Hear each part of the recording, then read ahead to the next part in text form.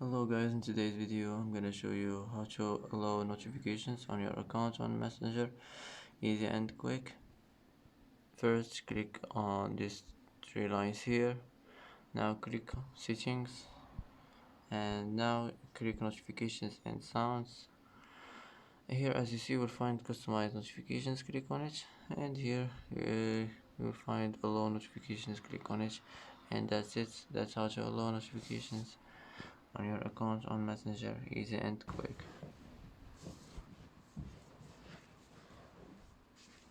And that's it for today's video.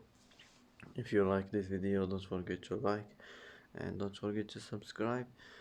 I hope this video is helpful for you, and thanks for watching until the end, and see you in the next video.